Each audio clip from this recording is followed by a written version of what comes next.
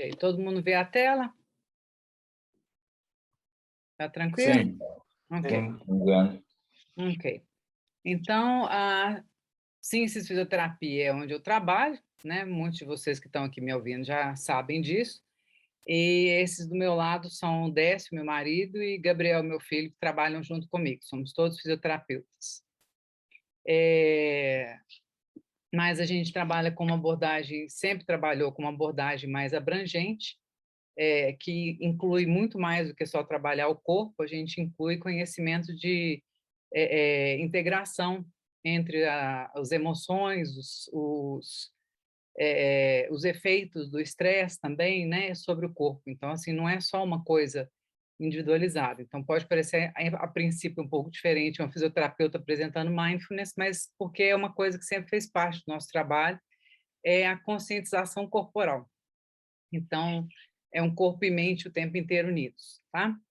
A proposta que eu estou apresentando para vocês, do mindfulness, é de uma escola aqui de BH, que é o NUME, tá?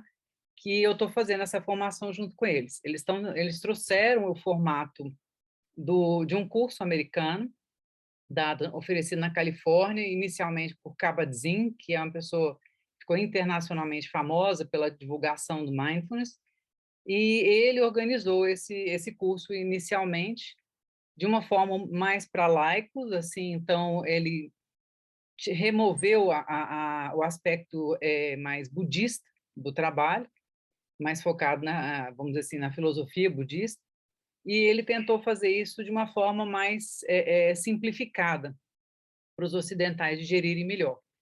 E esse curso que eu vou estar oferecendo para vocês é o primeiro curso que eu estou dando dentro do formato do NUME, tá? Faz parte da minha formação lá com eles. É uma formação muito rica.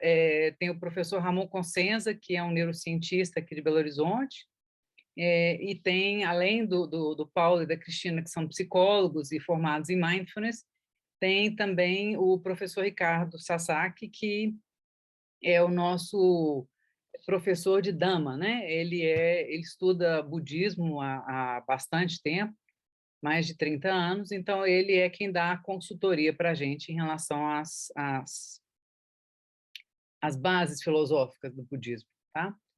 Então, o NUME está sediado aqui em Belo Horizonte, né? O curso que eu vou estar oferecendo, ele tem um valor meramente simbólico, né? O curso que vocês estariam fazendo dentro do NUME, o mesmo curso vale R$ 900, e eu estou fazendo em forma de doação, considerando o período que nós estamos passando, eu achei que era bem justificável, né? Então, vamos começar. O que é o mindfulness? Da onde vem a palavra mindfulness, tá? É uma palavra em inglês que é complexa de ser traduzida. Na verdade, ela é complexa de ser traduzida a partir do próprio Pali, já é difícil, que o termo original é sati, tá? E ele tem um senso de uma plenitude, ou seja, mindfulness seria uma consciência plena, mas a consciência plena, para nós ocidentais, ela tem um quê mais racional. A gente tem uma tendência a separar corpo e mente, então dá um toque como se fosse um pouquinho mais racional, mas não é, tá? É uma questão de a gente estar fazendo pelo contrário, toda uma conexão que, inclusive, durante o curso a gente torna isso mais evidente, entre o corpo e a mente, tá? Então, a consciência plena seria a consciência corpórea também, tá? A proposta da palestra, então, de hoje é para apresentar para vocês alguns tópicos, umas perguntas que a gente percebe que elas são recorrentes, e eu vou explanar sobre essas básicas aqui. Se vocês tiverem outras, são muito bem-vindas, ok? Então, o que é o mindfulness? Né? Para que praticar o mindfulness? Como praticar o mindfulness? Se qualquer pessoa pode praticar, a gente tem várias pesquisas hoje em dia sobre isso. Por que são 8 semanas? E, né, a gente poderia dar 8 dias seguidos em vez de 8 semanas, né? Mas por que são 8 semanas? Né? E o que é o programa do nome? Ok? Então, o que é mindfulness? A tradução mais simples que eu trouxe para vocês é a do próprio Kabat-Zinn, tá? Eu gosto dessa apresentação do mindfulness, porque ele fala de uma forma muito simples, que é você prestar atenção de um modo particular, ou seja, particular seja você como observador, né? Não você partindo do olhar de alguém. Então, o você né, particular e intencional, no momento presente e sem julgamento, tá?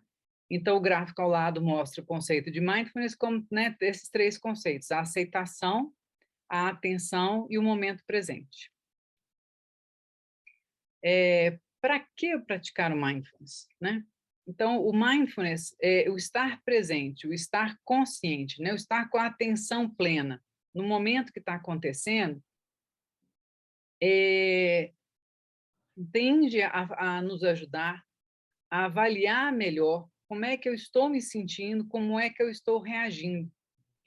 E faz com que eu, na verdade, reaja menos e responda mais. Tá? Então, eu fico mais consciente do que eu estou sentindo e eu consigo ponderar mais a minha resposta, ao invés de ter uma resposta mais abrupta.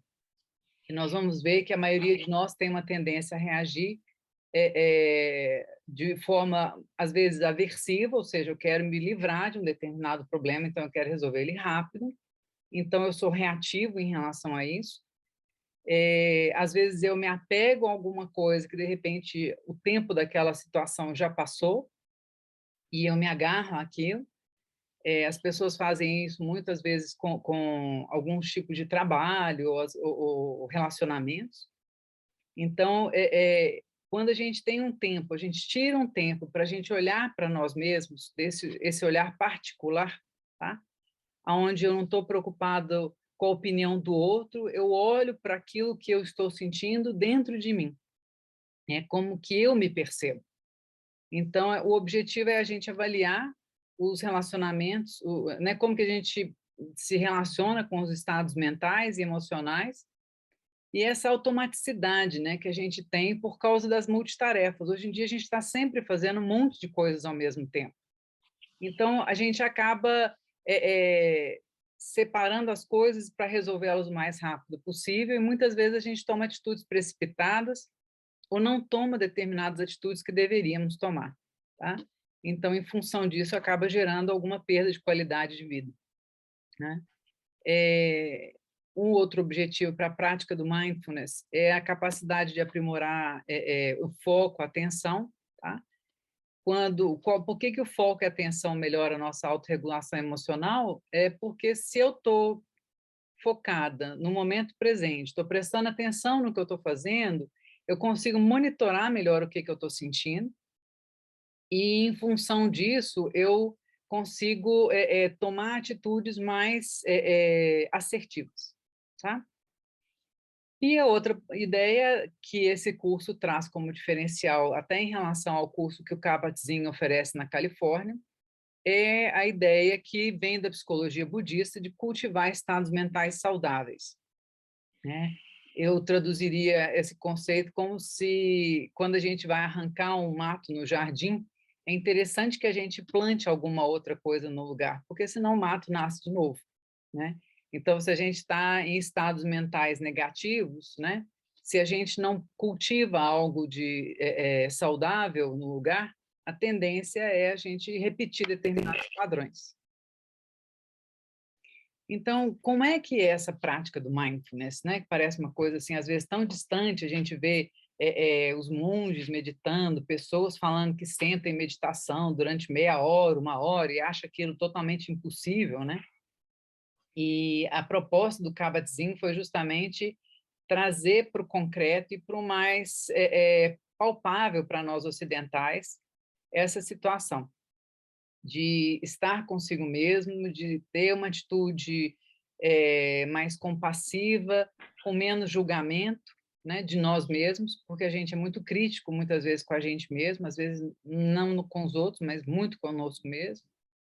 Então, a postura da prática do mindfulness, ela não precisa ser uma prática de meia hora, né, uma hora de meditação.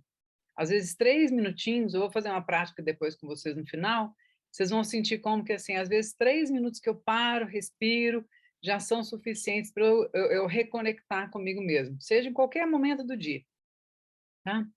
Então, como que eu pratico mindfulness, né? Esse gráficozinho, então, ao lado, ele mostra, por exemplo, uma das opções, né, uma das técnicas eu foco a atenção na minha respiração. Obviamente, é muito provável que algo distraia a minha atenção. Se não for um som, se não for alguma coisa, alguma comoção do ambiente, pode ser algum pensamento, pode ser alguma sensação física, algum desconforto físico, tá? Então, a ideia eu acolho essa turbulência, seja interna ou externa, e eu volto novamente a minha atenção para a minha respiração. Então, ao invés de eu reclamar, de eu ficar nervosa porque fez um barulho, ou porque meu joelho está doendo numa determinada posição que eu estou meditando, eu volto a minha atenção de novo naquilo que eu escolhi como sendo o ponto de ancoragem. Então, eu busco intencionalmente, constantemente, durante o período que eu me dispuser a meditar, eu busco sustentar a minha atenção nessa âncora que eu escolhi, tá? Nós vamos conversar mais sobre os diferentes tipos de âncoras que a gente pode estabelecer, tá?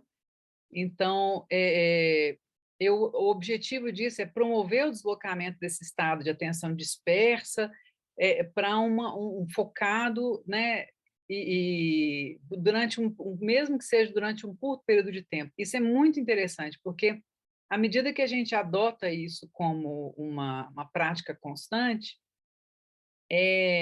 alguns minutos de silêncio, às vezes, né, enquanto você vai ao banheiro, já é o suficiente para você poder reconectar, porque o seu corpo começa a reconhecer aquele espaço de silêncio e de ordem interna, tá? Então, a ideia é sempre estar, né, durante a prática, sempre buscar, quando possível, uma atitude gentil consigo mesmo, tá? Sem julgamento em relação a todos os pensamentos e sentimentos que possam vir, tá? Eu digo sempre que possível, porque a base do mindfulness é uma escola que também existe também, que é o kindfulness, né? É a gente ser gentil com a gente mesmo, a gente se acolher e a gente ser compreensivo com a gente mesmo em relação aos eventos que possam estar surgindo. A gente vai conversar durante o curso esse assunto, essa expressão, eventos mentais, né? É porque a gente tem o que a gente chama de eventos mentais e a gente tem estados mentais. Então, os eventos, eles normalmente, eu brinco que é como se eles fossem as nuvens, e os estados mentais é quando eu deixo a nuvem, ao invés dela ser passageira, ela fica, ela condensa e ela se transforma numa tempestade. Bem, então, esse é um ponto importante, que qualquer pessoa pode praticar. Então, não é que haja uma contraindicação na prática da meditação, e nem das práticas de mindfulness, que não são necessariamente o que a gente chama de práticas formais, que são a meditação, tá? Mas tem alguns quadros onde a eficácia ela diminui. Então, o risco de gerar frustração na pessoa é maior, às vezes, do que o benefício que a prática poderia trazer. Então, pessoas em fase aguda, não crônica, tá? Porque, por exemplo, a fase crônica, quem está em uma situação crônica depressiva ou em transtorno de ansiedade, o trabalho com mindfulness, ele é altamente recomendado. Mas o momento agudo, tá? Ele já é um momento mais delicado e é preferível que a pessoa restabeleça o equilíbrio, né, de base dela, para ela, a partir daí, ela retomar uma prática de mindfulness, tá? E pessoas com baixa função cognitiva, então, assim, pessoas com danos cerebrais ou em efeito de doses de medicamento que são entorpecentes, né? Ou então pessoas já em sinais de demência, elas vão ter um pouco mais de dificuldade de entender qual é o objetivo e vão tender a divagar a mente muito mais. Que aí não é a ideia é que toda vez que a minha mente divague, que eu circule, faça o retorno e retorne de novo, né? Então, se eu divago e não consigo voltar, A tendência, por exemplo, numa pessoa em estado agudo de ansiedade é se sentir mais ansiosa ainda, porque ela não consegue voltar a atenção dela, tá? Mas não é uma contraindicação absoluta, é só uma sugestão, ok? Então, por que 8 semanas e por que distribuído ao longo de 8 semanas, um encontro por semana, tá? A ideia é que a cada encontro que a gente tiver, a gente vai trabalhar determinados temas, determinadas abordagens de prática, e o interessante é que durante uma semana vocês experimentem essas práticas, né? Então, a gente vai, por exemplo, praticar uma técnica que é o escaneamento corporal. Escaneamento corporal eu vou percebendo todas as partes do meu corpo, entro em contato com todas as partes do meu corpo. Se eu faço isso hoje, amanhã eu já passo para uma outra técnica, eu não consigo assimilar todo o benefício daquela técnica e nem dá tempo de eu conseguir me identificar com ela ou não. E algumas técnicas, elas vão ser mais agradáveis para algumas pessoas e outras menos. Então, nós temos, por exemplo, a técnica da meditação caminhando. Tem gente que adora, tem gente que não gosta muito, tá? Mas são técnicas interessantes, pelo menos de estar conhecendo, para a gente poder encontrar qual que é a nossa praia, tá? E também para poder variar de vez em quando. Então, assim, eu não gosto muito de meditar andando, mas depois que eu passei a meditar andando, durante uma semana eu experimentei isso um pouquinho todo dia, eu posso falar assim, toda vez que eu faço caminhada agora, eu presto mais atenção do jeito que eu piso. Então, eu parei de virar o pé, eu parei de torcer o pé quando eu faço uma caminhada. Então, eu não necessariamente estou fazendo a meditação andando, mas eu estou fazendo uma caminhada mais consciente, o que não deixa de ser mindfulness, ok? Então, o Kabat-Zinn, ele criou em 79, depois de um longo período dele de pesquisa e de mergulhar no mundo do budismo, principalmente as práticas de Vipassana do Theravada.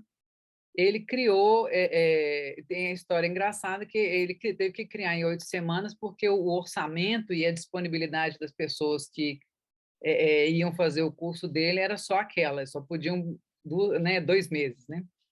Então, acabou que ele encaixou o programa dele nessas 8 semanas e deu muito certo.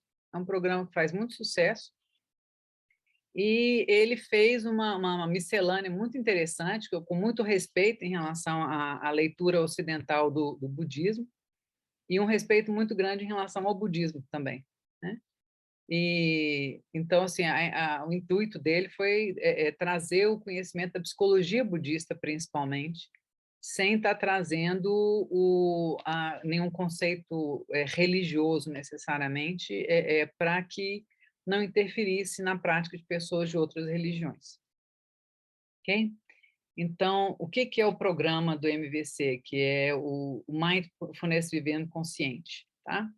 Então, a ideia dele é promover a compreensão sobre o que é mindfulness e mostrar como que a gente incorpora essa prática no dia a dia, tá? Com a intenção da gente ficar cada vez mais presente, mais consciente e mais sadio, né? Sadio no sentido da gente não estar, por exemplo, constantemente nessas multitarefas, saindo da nossa zona de conforto físico, mental. Quantas vezes a gente perde hora de almoço, não dorme direito, né? E outras coisas do gênero. Então, durante o curso, vão ser ensinadas práticas que a gente chama de formais, que são mais meditativas mesmo, tá? E as práticas informais. Então, as práticas formais que a gente tem são o escaneamento corporal, que eu estava falando, a caminhada meditativa, os movimentos com plena consciência, que eles, vamos dizer assim, podem ser qualquer movimento, na verdade, mas a imagem mais tranquila, mais fácil de vocês fazerem, por exemplo, é uma pessoa fazendo tai chi, é uma pessoa fazendo movimento com plena consciência, ou deveria ser, pelo menos, né? Então, uma consciência plena da respiração, que é uma técnica que nós vamos fazer agora rapidinho, daqui a pouco, e o que ele chama de monitoramento aberto, ok? Monitoramento aberto quando eu me disponho a perceber o ambiente sem julgar, sem criticar e sem também me perder, digamos assim, dentro dos estímulos, né? E as práticas informais, elas são atividades que a gente faz no dia a dia, que a gente vai começar a prestar mais atenção, tá? Então, uma delas, por exemplo, é o mindful eating, né? Então, assim, eu prestar atenção no que eu estou comendo, o gosto, a textura. Então, isso normalmente tende a diminuir a velocidade com que a gente está comendo, fazer com que a gente perceba melhor os sabores, né? Então, assim, essa é uma técnica, é uma das técnicas informais, né? As práticas informais. Prestar atenção em tomar banho, tá? Ao escovar dente, né? Dirigir. Quantas vezes a gente, por exemplo, chega em casa e pensa assim, nossa, será que eu tranquei o carro? Né? Ou então chega no apartamento e aí descobre que esqueceu alguma coisa dentro do carro. Então, é trabalhar cada vez mais a gente começar a prestar atenção. Não estou falando que porque a gente começa a estudar mindfulness, a gente para de esquecer as coisas também, né? Mas a ideia é que a gente fique cada vez mais conectado com o que a gente está fazendo, né? Mais no presente e menos ansioso, olhando sempre para o futuro ou agarrado, muitas vezes, em situações do passado. Então, sobre o curso, é um encontro semanal, 2 horas de encontro na quinta-feira, de 7 às 9 da noite. Vai ser sempre nesse formato que nós estamos, que por enquanto, infelizmente, é o que é possível.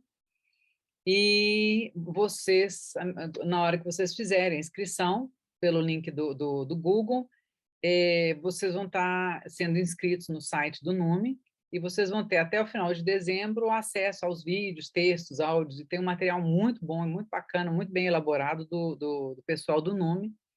E eu vou estar fazendo também os áudios para vocês, que eu vou estar mandando no grupo do WhatsApp, das nossas meditações semanais, das nossas práticas formais da semana.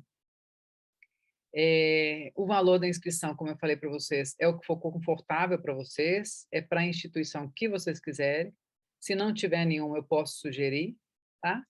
E, como eu falei, tem o formulário digital e nós vamos ter um limite de 12 alunos, que é para a gente poder, no máximo 12, para eu poder ajudar a gerenciar e ouvir todos vocês e a gente poder trabalhar dando feedback sobre cada uma das práticas, ok? Então, qual que é a proposta dos encontros, né? O primeiro, ele é introdutório, com conceitos básicos que nós vamos conhecer da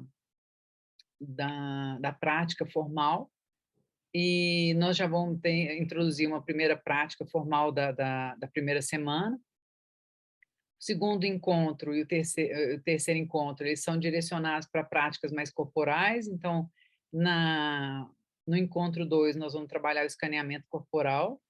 Então, nós vamos trabalhar muito a explorar a percepção de cada uma das partes do nosso corpo.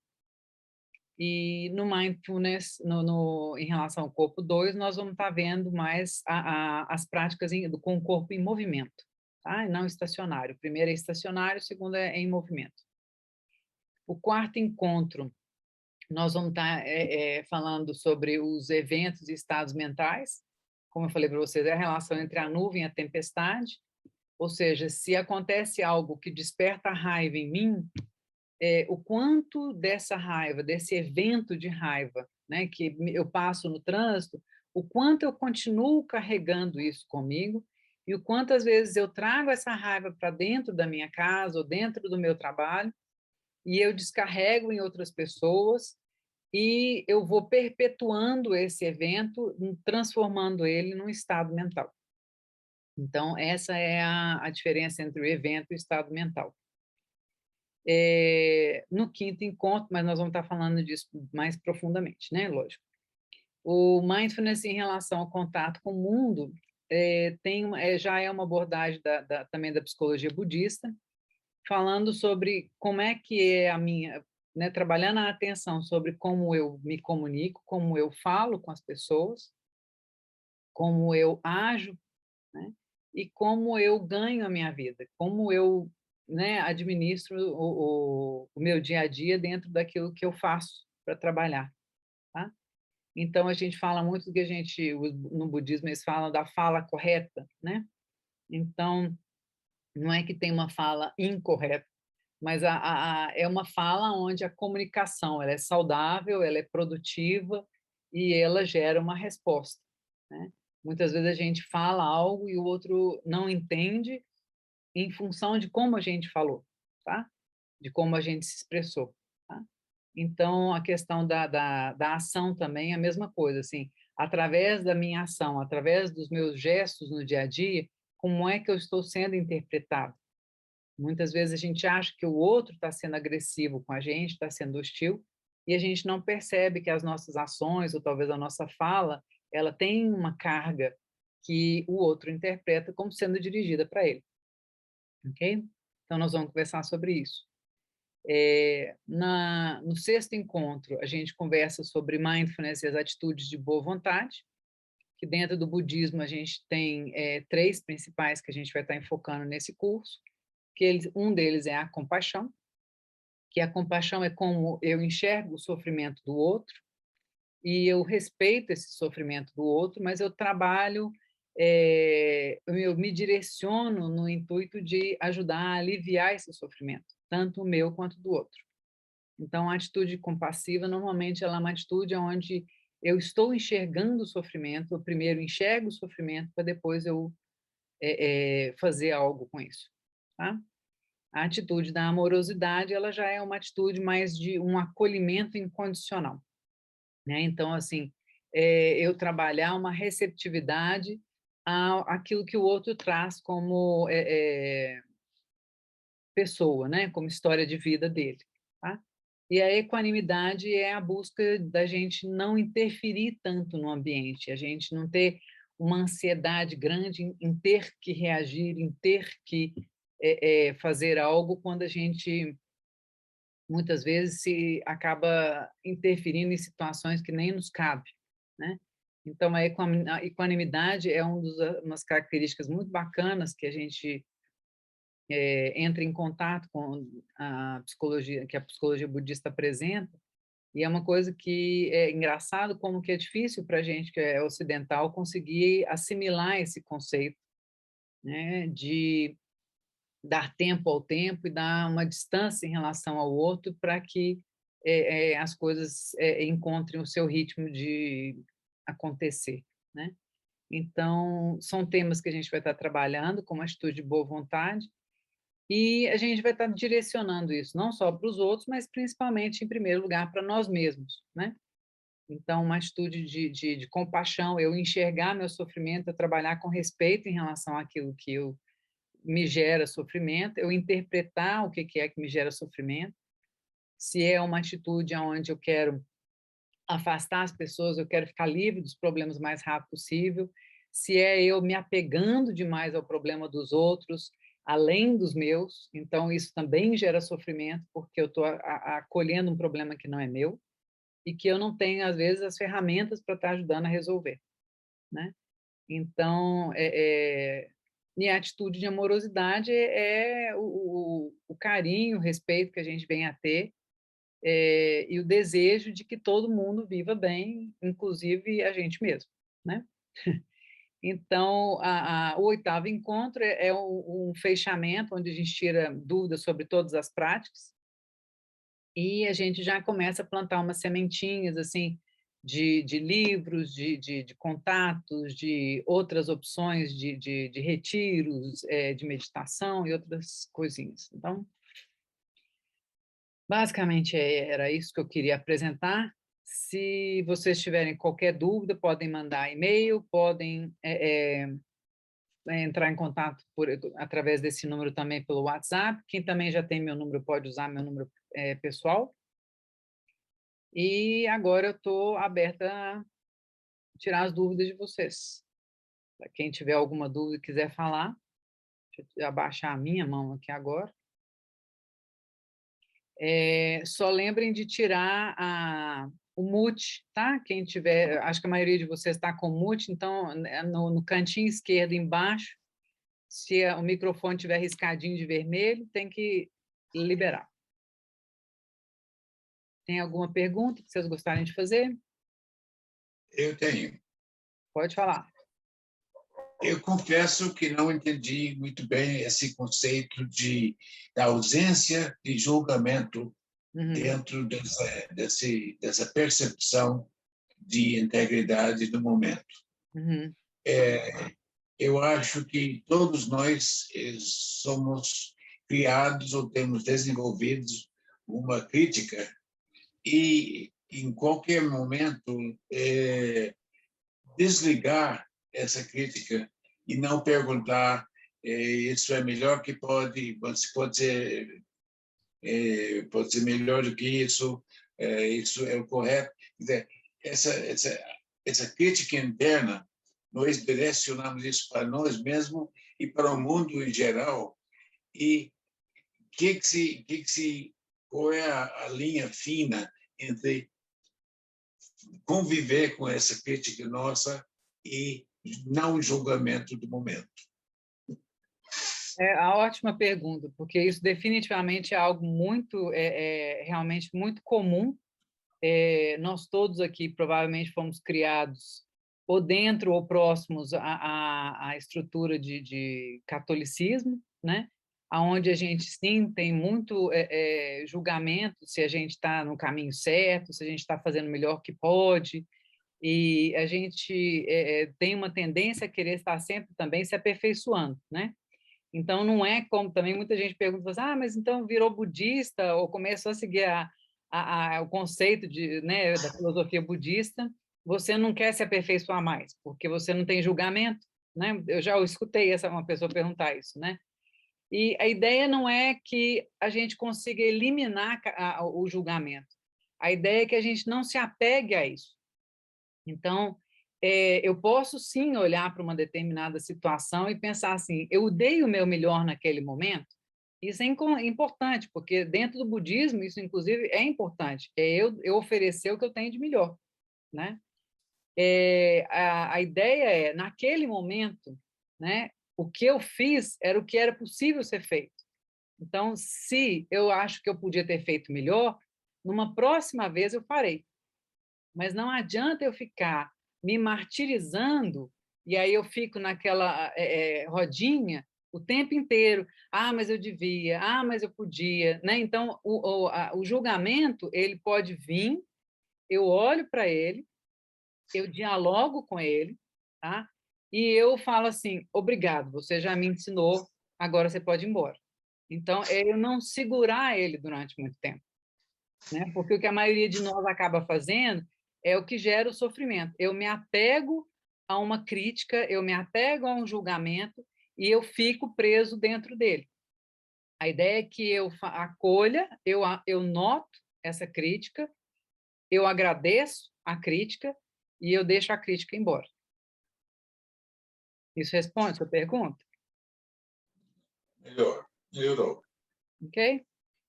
Então, Obrigado. não é que ela não venha, né? Isso é basicamente impossível. Tá? Mas é que a gente não se apegue a isso, tá? A gente continua assim num processo de aperfeiçoamento constante. Todo mundo quer, né, tá em crescimento espiritual, emocional, intelectual, e faz parte disso a gente errar, né? É inevitável o erro, tá? Então, a gente olhar para o erro e reconhecer nele uma forma de aprendizado é uma das propostas que a psicologia budista e o mindfulness trouxe, né? Da gente ter esse respeito por nós mesmos, e pelo contrário, eu até acho que isso ajuda a gente a crescer mais rápido, porque a gente libera o excesso de peso, em vez de você ficar carregando um sentimento, né, passado, você libera ele e você fica mais leve para ir para frente. Tá. Obrigado. As ordens.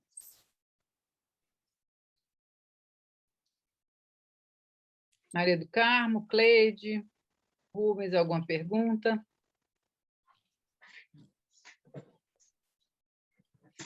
Não, de pergunta não, Anne-Marie. Eu achei muito legal a apresentação.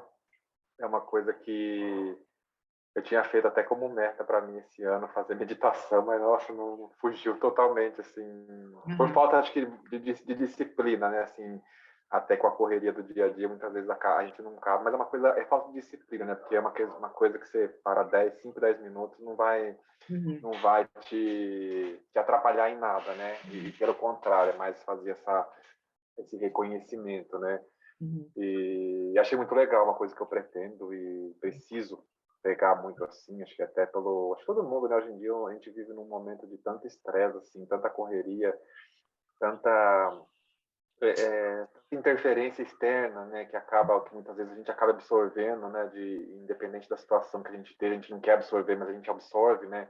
Eu, por exemplo, tenho uma rotina sou enfermeiro, né, então estou nos hospitais aí todos os dias, mesmo hoje que trabalho na parte de auditoria, né, mas eu frequento, cada dia estou num hospital, então você acaba vendo muito sofrimento, você acaba vendo muita coisa assim que faz parte da nossa rotina. Por mais que a gente fale que muita gente se acostuma a ver um pouco isso, na verdade a gente cria uma blindagem, né, para isso, mas a gente nunca se acostuma, né? Ninguém acostuma a ver o sofrimento alheio, né? Você acaba criando uma blindagem para você não carregar isso para sua vida particular, né? Tentar dividir um pouco da sua vida profissional. E é uma coisa que eu tinha feito, né, para mim, tipo assim, a questão da meditação poder me ajudar um pouco, né, a reconhecer isso. Já eu tinha ouvido falar muito do mindfulness, mas nunca soube muita diferença entre meditação budista, por exemplo, assim, e o mindfulness, né? Nunca soube muita diferença. E você explicando aqui dá para ver muito assim, muito bem que é uma filosofia, né? Não é religião, não é nada. Eu gosto muito, não tenho religião assim budista, mas gosto muito das explicações da teoria, a filosofia deles, né? E achei muito boa a sua explanação sobre o assunto. Agradeço aí pela oportunidade de estar aqui essa noite. As ordens. A ideia, né, o que você trouxe é importante, porque a meditação, ela sempre parecia uma coisa muito distante, né? Uma coisa muito difícil. Então, assim, uma coisa que os yogis praticavam, os budistas, né? Sendo que, na verdade, quando você pega uma avó sua que pega o terço e vai fazer o terço dela e vai rezar todas aquelas bolinhas de Ave Maria dela, aquilo ela está meditando, entende?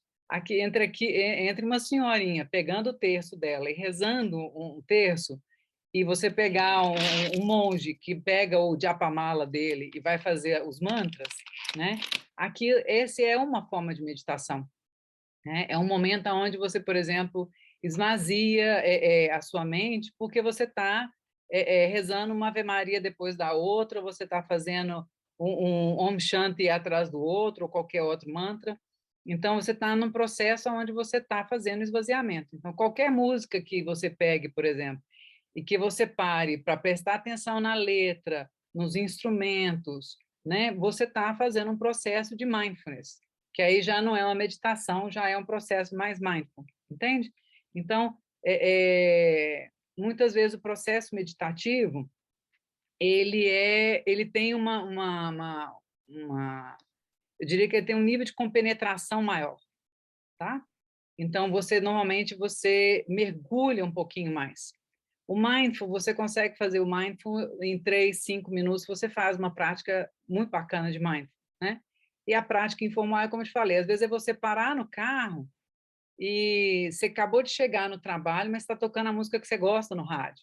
Então, você para e canta a letra junto, entende? Então, é um momento onde você parou e você você ficou mindfulness, né? Você está pleno naquele momento, você está vivendo aquele momento plenamente, né? Então, a diferença é essa, ou seja, estar mindful não significa que você está com os olhos fechados, totalmente compenetrado, né? Você pode estar basicamente consciente dentro daquilo que você está fazendo. Então, a diferença talvez seja só um pouco mais o quanto você mergulha. Por isso que eles chamam de práticas, no MVC eles chamam de prática formal, que aí você requer um tempo que você tira para fazer isso, e você tem a prática informal, tá? Eu acho legal a gente mesclar as duas coisas, porque a ideia da prática informal é justamente assim, se eu vou fazendo um monte de sementinhas de práticas informais ao longo do meu dia, eu presto atenção, estou lá tomando banho, meio distraído, pensando nos meus problemas, de repente falo assim, nossa, gente, que delícia esse sabonete, olha o cheiro dele, olha, né, o shampoo novo que eu comprei, né? Então, assim, um creme que eu estou passando depois do banho, em vez de simplesmente passar o creme, porque tem que hidratar, porque senão o dermatologista vai me xingar. Então, você estar direcionando a sua atenção para um determinado momento e fazendo ele com o máximo de atenção, né? E isso é, às vezes, preparar uma comida para quem você ama ou para você mesmo, que seja, né? Então, assim, é um carinho que você está fazendo no animal, é você perceber a textura da pele dessa pessoa ou desse animal, do cabelo. Então, isso é o mindful. Então, você vai fazendo um pouquinho disso ao longo do dia, a ideia de você fazer uma meditação, uma prática formal, ela vai ficando cada vez mais fácil. E ela começa a ficar, digamos assim, cada vez mais presente. Então, mesclar as duas coisas foi uma pegada muito interessante que o Kabat-Zinn trouxe, sabe? Que é o que os budistas, ele foi sacando a rotina dos monges, né? Ele falou assim, como é que eu trago isso para o ocidental, né? Porque ele vê o quanto que isso é benéfico, né? Então, assim, é bacana isso. Você falar assim, ah, eu não tenho tempo, né? Realmente, assim, a maior parte das vezes, se a gente não pratica uma meditação na hora que acorda, o resto do dia passa voando e você já não fez, né?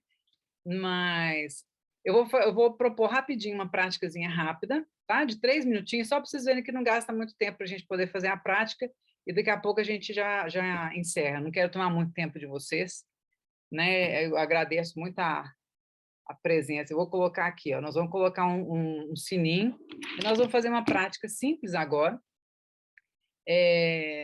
Eu quero que vocês, de preferência, desencostem da cadeira e só, mas ao mesmo tempo consigam deixar os pés, então, muito bem apoiados no chão e a coluna bem ereta, tá? Sentir bem o peso do corpo sobre o bumbum, sobre os isquios, tá? Prestar atenção na posição dos ombros, tentar relaxar o pescoço, os braços, deixa os braços descansando. As mãos podem estar sobre as pernas, sobre as coxas, ou uma mão sobre a outra, na altura do abdômen, apoiada nas pernas, tá? Nós vamos fazer uma prática simples, de simplesmente prestar atenção na respiração. Só isso, tá? Cada vez que a atenção fugir, eu, com todo carinho, trago a minha atenção de volta. É como se fosse uma criança que está engatinhando para um lugar perigoso da casa e eu pego essa criança e trago de volta ela para o lugar seguro de novo. Ok? Então, nós vamos fazer uma prática rapidinho.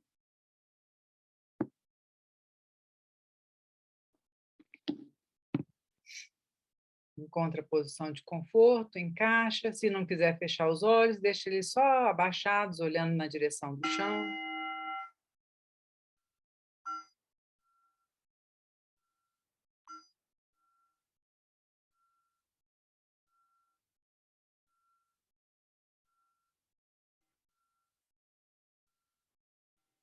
Em primeiro lugar, percebam os sons à sua volta.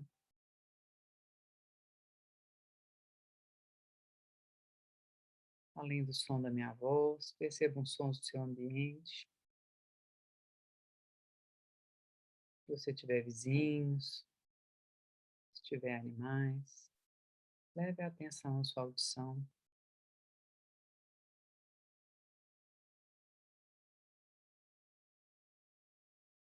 Perceba o seu ambiente. Gradativamente, traga atenção sobre o seu corpo, sobre a posição do seu corpo na cadeira, o apoio do seu tronco sobre os seus glúteos, suas pernas, seus pés tocando o chão.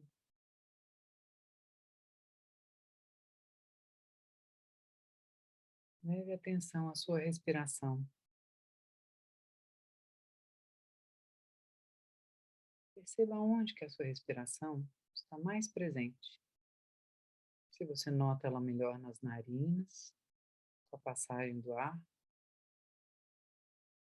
Se ela está mais presente no seu peito. Ou se ela está presente no seu abdômen. Qualquer desses 3 lugares que ela estiver mais presente para você. Leve a sua atenção. Permaneça aí durante um instante. Perceba o subir e descer do peito, do abdômen. À medida que o ar entra e sai, perceba o frio pelas narinas. Mantenha a sua atenção na sua respiração. Se algum pensamento vier para te distrair, é muito simples. Volte a prestar atenção na respiração novamente.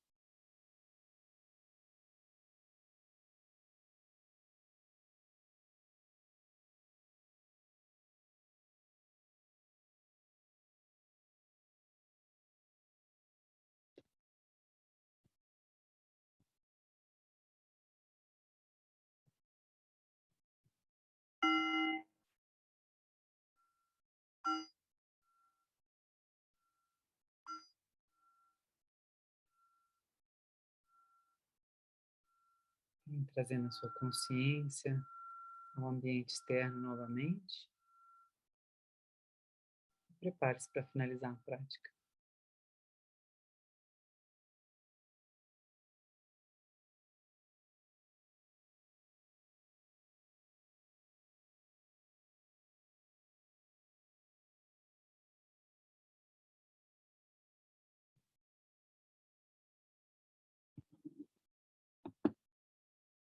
Três minutos passam rápido, né? Aí fica dá vontade de ficar mais, não dá? A gente sempre acha que meditar é difícil, né? 3 minutinhos passam voando e dá vontade de não sair, né? Então, assim, é bacana que à medida que a gente pratica, a gente percebe que é gostoso isso. Essa sensação só de eu conectar comigo mesmo, tá? E é lógico que quanto mais tempo a gente fica em meditação, mais a tendência é a cabeça devanear e eu precisar exercitar, trazê-la de volta, tá? Mas é muito educativo, tá? Eu acho que para todos nós, para mim, eu sei que me ensinou muito, e durante esse período agora foi muito importante para mim, a prática regular de meditação, e foi algo que veio muito forte para mim com o desejo de passar, ensinar para outras pessoas também, porque eu acho que é uma ferramenta simples que cada um de nós carrega, e que a gente pode, se a gente aprender, a gente pode fazer dentro do carro, antes de sair para trabalhar, né, ou voltando do trabalho, eu paro no carro, na garagem, antes de subir para o apartamento, antes de subir para casa. Então, assim, são momentos que a gente tira para a gente mesmo, para se colocar em ordem de novo, né? E é um momento, como o Rubens estava falando, que a gente está passando agora com muitos estímulos externos e uma demanda crescente de uma reorganização constante, né? Então, assim, a minha proposta é ensinar o mindfulness agora para quem quiser aprender, porque eu acho que é uma ferramenta muito preciosa, ok? Então, eu queria agradecer muitíssimo a atenção de todos vocês, a presença de todos,